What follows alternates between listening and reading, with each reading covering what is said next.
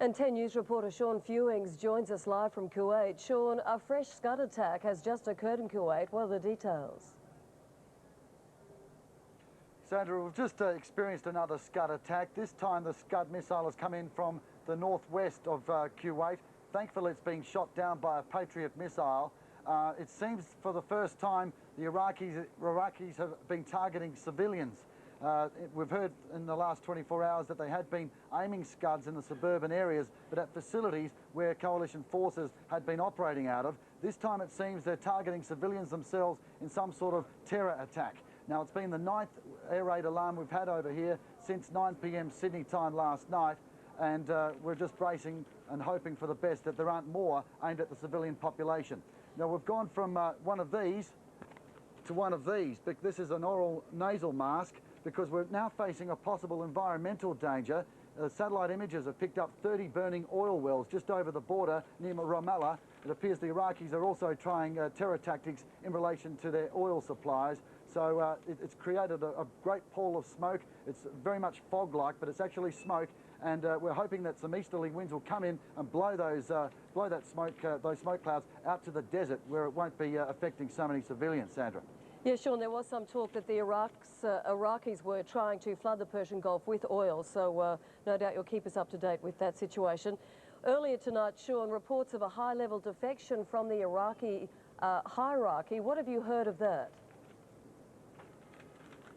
We've heard that it's yet to be confirmed, but military sources are telling us there is a strong possibility that Uday Hussein, who's the son of Saddam Hussein, the vicious eldest son, renowned for torture and whatnot, there are suggestions that his right-hand man, Mr. al-Abadi, has defected to Kuwaiti authorities.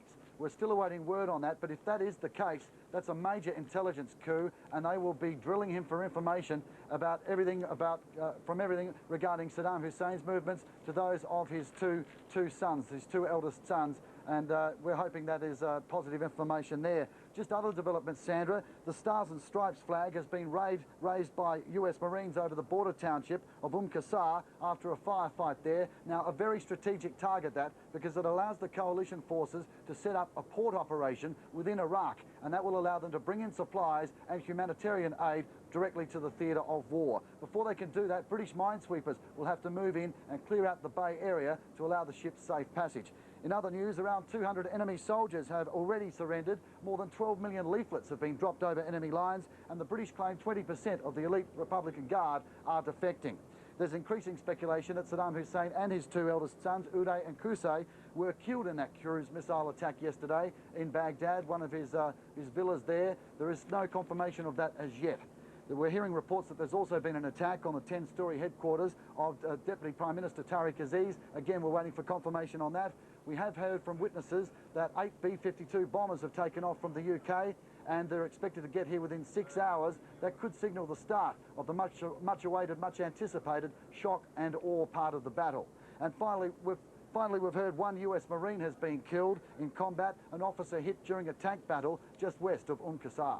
Thank you, Sean. Significant developments in Kuwait City ahead of this beachhead on its way into Iraq. 10 News reporter Sean Fewings in Kuwait.